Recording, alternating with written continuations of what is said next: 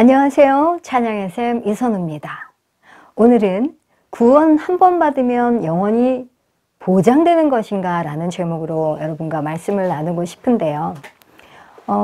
기독교 신앙에서 한 번 구원받으면 영원히 구원을 받은 것인가 라는 질문은 참 오랫동안 논쟁의 대상이 되어왔던 것 같아요. 하나님께서 주신 구원이 절대적으로 변하지 않는 것인지, 아니면 인간의 믿음과 삶의 태도에 따라 영향을 받을 수 있는 것인지, 이런 것에 대한 중요한 신앙적 문제로 이어지죠. 구원은 단순히 한순간의 결단으로 끝나는 것이 아니라 하나님과의 관계 속에서 지속적으로 유지되고 성장해야 하는 신앙의 과정이라고 할 수 있죠. 성경은 여러 차례에 걸쳐서 구원의 지속성과 또 신앙을 끝까지 지키는 것, 이렇게 끝까지 지키는 것의 중요성을 강조하고 있습니다. 예수님께서도 마태복음 24장 13절에 그러나 끝까지 견디는 자는 구원을 얻으리라고 말씀하셨죠. 이 말씀은 구원이 단순히 한 번의 신앙 고백으로 자동적으로 유지되는 것이 아니라 신앙의 길을 끝까지 걸어가는 자만이 최종적으로 구원에 이룰 수 있음을 강조한 말씀입니다. 만일 구원이 한 번 받으면 영원히 보장되는 것이라면 예수님께서 끝까지 견디라 이렇게 말씀을 하실 필요가 없었을 것입니다. 따라서 구원은 하나님께서 주신 은혜의 선물이지만 그 선물을 끝까지 지키는 것은 바로 우리의 믿음과 순종에 달려 있다고 생각합니다. 성경을 깊이 연구해 보면 구원은 단순한 한 번의 사건이 아니라 지속적인 믿음과 순종 속에서 유지되는 과정임을 발견할 수 있습니다. 신앙은 단순한 어떤 선언이 아니라 삶의 모든 순간에서 하나님과 동행하며 지속적으로 지켜나가야 하는 것임을 우리는 기억해야 할 것입니다. 어떤 신학적 입장에서는 한번 구원받으면 영원히 잃어버릴 수 없다고 가르치죠. 구원이 철저히 하나님의 은혜에 의해서 결정되고 인간의 행위나 상태에 따라 변할 수 없다. 이 믿음에 기반한 주장인데요. 이러한 입장을 지지하는 이들은 하나님께서 주시는 구원이 완전하고 그분의 뜻이 결코 변하지 않는다고 강조합니다. 또 구원의 보장이 성령의 역사에 의해서 확정되었기 때문에 인간의 연약함이나 실패 등으로 인해서 구원이 상실될 수 없다고 주장하죠. 그래서 이를 뒷받침하는 대표적인 성경 구절들이 있는데요. 먼저 하나님의 구원은 완전하며 결코 변할 수 없다고 주장하는 구절이죠. 요한복음 10장 28절입니다. 내가 그들에게 영생을 주노니 영원히 멸망하지 아니할 것이요 또 그들을 내 손에서 빼앗을 자가 없느니라. 예수님께서 말씀하셨죠. 이 말씀은 그러니까 하나님께서 주신 영생이 절대적으로 보장되고 중단되거나 철회할 수 없다. 이것을 강조하는 말씀인 거죠. 또 어떤 세력도 하나님의 손에서 구원받은 자를 빼앗을 수 없다는 점을 시사하기도 하죠. 그래서 한번 구원을 받은 사람은 어떠한 경우에도 멸망하지 않는다는 것이 바로 이들의 주장입니다. 그리고 두 번째는 성령의 인치심이 구원의 영원한 보장이라는 근거로 제시된 말씀입니다. 에베소서 1장 13절인데요. 그 안에서 너희도 진리의 말씀, 곧 너희의 구원의 복음을 듣고 그 안에서 또한 믿어 약속의 성령으로 인치심을 받았으니 라고 말씀하셨습니다. 이는 성령의 인치심이 하나님의 구원의 약속을 확증하는 그런 역할을 한다는 의미로 해석을 하죠. 또 그렇게 해석이 되죠. 그리고 이 구절을 근거로 해서 성령의 인치심은 구원을 확정하는 하나님의 보증이고 또 인간의 행위와 상관없이 변할 수 없다는 주장이 제시되는 거죠. 즉 하나님께서 성령으로 구원의 도장을 찍으셨기 때문에 그 인치심은 깨지거나 철회될 수 없다는 논리입니다. 그리고 세 번째인데요. 하나님의 은혜는 불변하며 절대 변하지 않으며 그분의 뜻이 바뀔 수 없다는 성경적 근거를 제시하는데요. 로마서 11장 29절입니다. 하나님의 은사와 부르심에는 후회하심이 없느니라. 이 말씀이죠. 이는 하나님께서 구원을 주시기로 작정하신 자들에게 그 구원이 절대 철회되지 않고 하나님의 부르심은 인간의 행위에 의해서 변경되지 않는다는 그런 해석이 제시되는 말씀이죠. 그래서 이 구절을 근거로 한 번 구원을 받은 사람은 끝까지 구원을 유지하며 인간이 어떤 실수를 범하더라도 하나님께서는 구원을 취소하지 않으신다라는 것이 이들의 핵심 주장입니다. 이렇게 이러한 성경 구절들을 바탕으로 그들은 구원이 전적으로 하나님의 주권에 의해서 결정된 것이기 때문에 인간의 실패나 불신앙에도 불구하고 구원이 영원히 유지된다고 믿습니다. 따라서 한번 구원받은 자는 영원히 구원받은 상태를 유지하고 어떠한 상황에서도 그 구원을 잃어버릴 가능성이 없다고 확신하는 것이죠. 성경은 하나님께서 구원을 주시는 분이시며 그분의 뜻이 변함없음을 강조합니다. 그러나 동시에 구원이 개인의 믿음과 순종에 따라서 영향을 받을 수 있음을 명확히 가르치고 있죠. 즉 하나님께서 구원을 주셨다고 해서 그것이 자동적으로 유지되는 것이 아니라 인간이 스스로 믿음을 포기할 경우 구원이 상실될 수 있음을 분명히 성경은 경고하고 있습니다. 요한복음 10장 28절에서 내가 그들에게 영생을 주노니 영원히 멸망하지 아니할 것이요 또 그들을 내 손에서 빼앗을 자가 없느니라고 예수님이 분명히 말씀하셨습니다.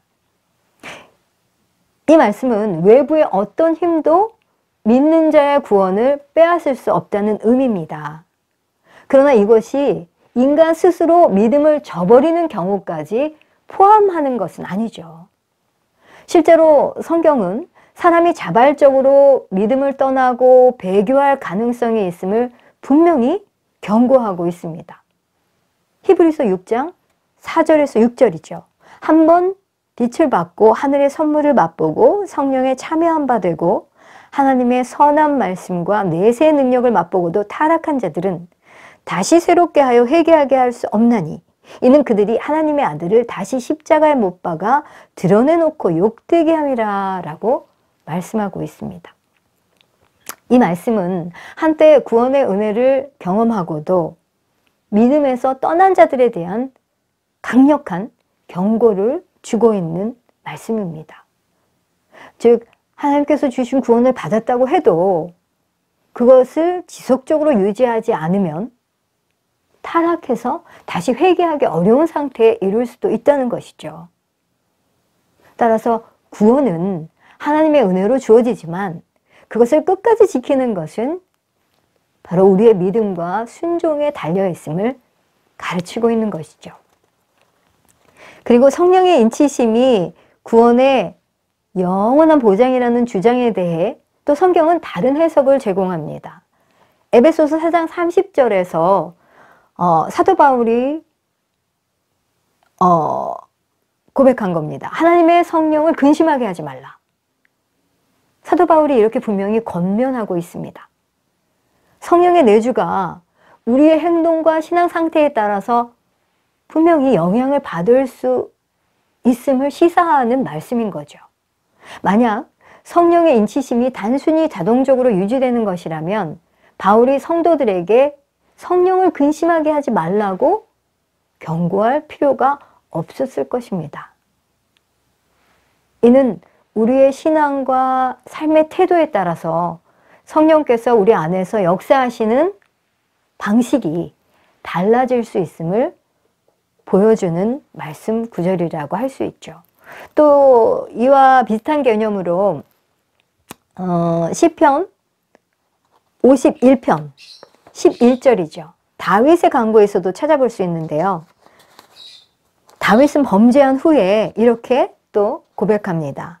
나를 주 앞에서 쫓아내지 마시며 주의 성령을 내게서 거두지 마소서. 이렇게 간절히 하나님 아버지 앞에 기도하죠. 이 말씀은 성령의 임재가 죄로 인해 떠날 수 있음을 인식한 다윗의 두려움과 회개의 표현이라고 할 수 있습니다. 또한 하나님의 은사는 값없이 주어지는 선물이지만 인간의 선택과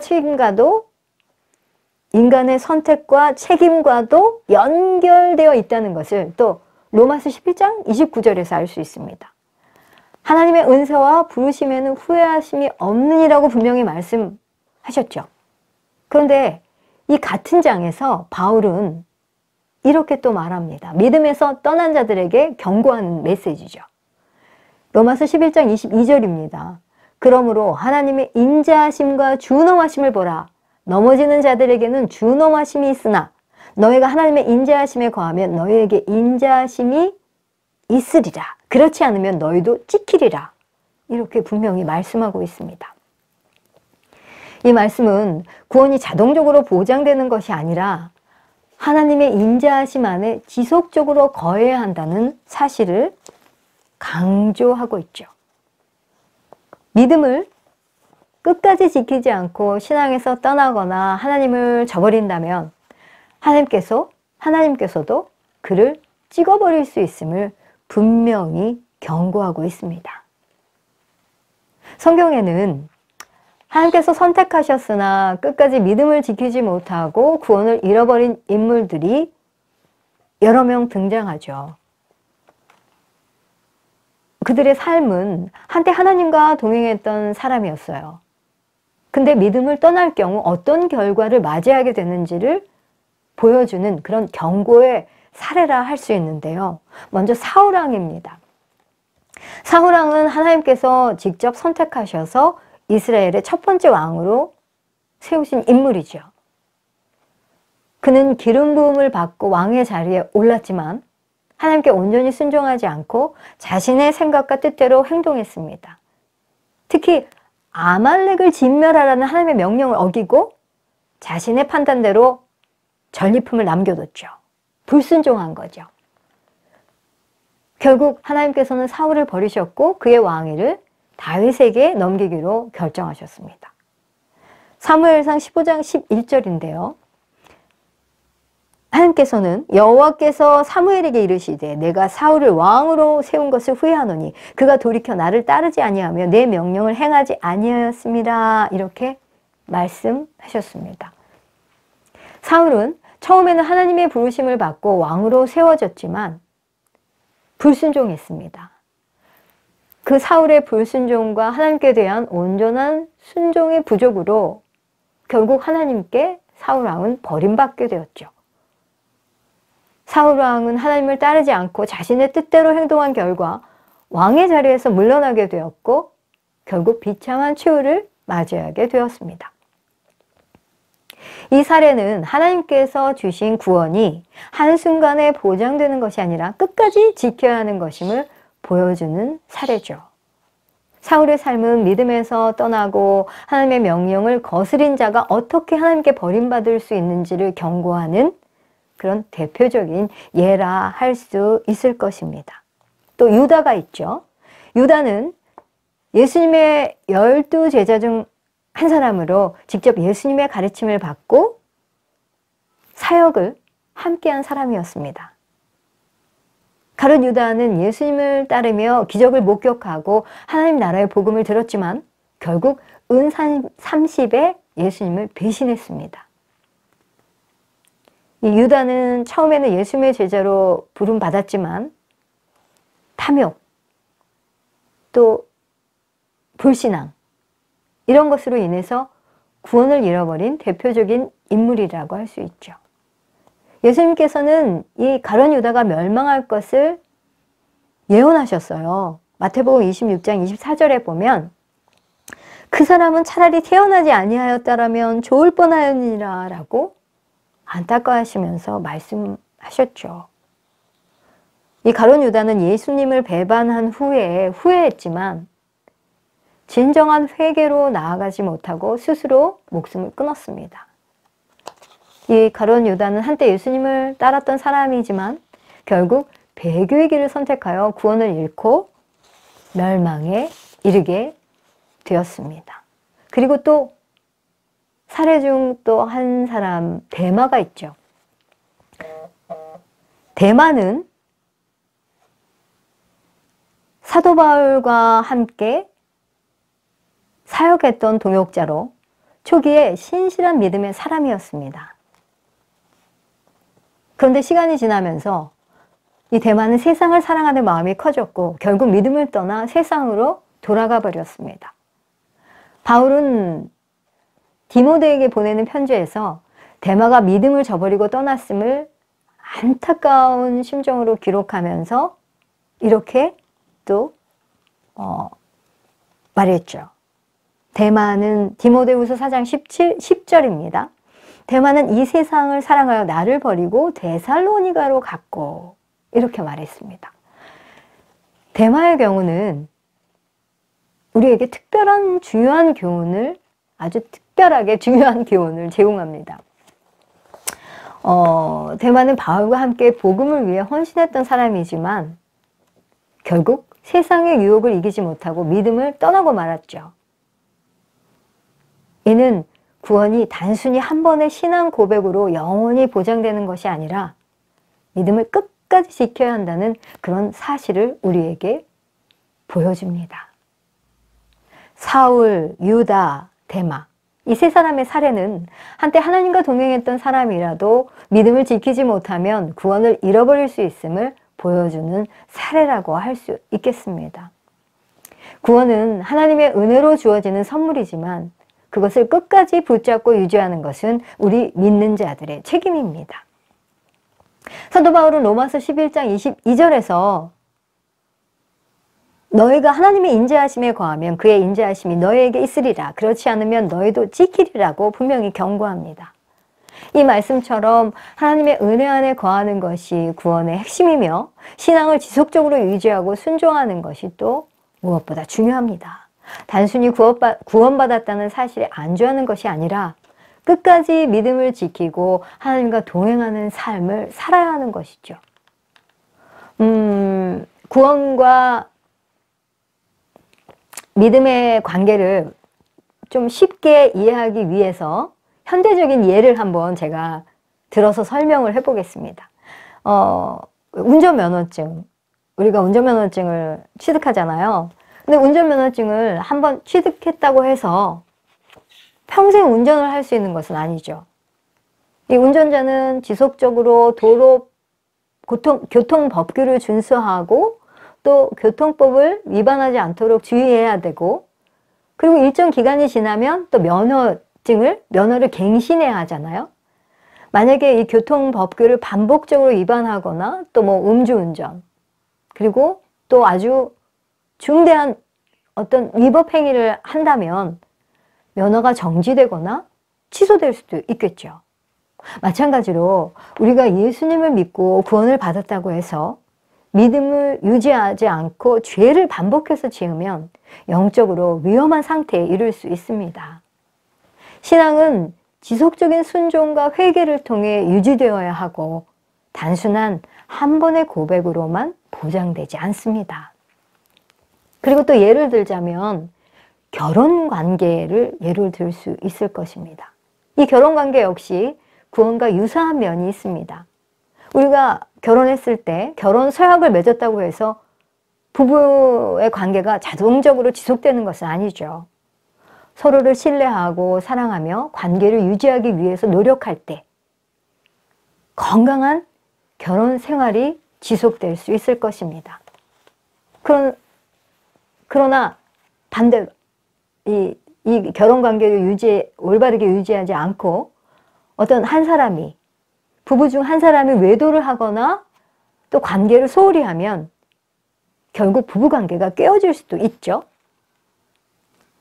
구원도 이와 같습니다. 우리가 하나님과 맺은 언약이, 이 하나님과 맺은 언약, 이 언약은 사랑과 신뢰를 바탕으로 이루어지고 또 믿음과 순종이 지속될 때 온전히 유지될 수 있습니다. 만약 우리가 믿음을 저버리고 세상의 유혹에 빠져서 하나님을 멀리한다면 하나님과의 관계가 단절될 수도 있는 것입니다. 또 다른 예로 은행 계좌를 예로 들어볼까요? 우리가 은행 계좌를 개설을 합니다. 근데 은행 계좌를 개설했다고 해서 그것 또한 자동적으로 유지되는 것은 아니죠.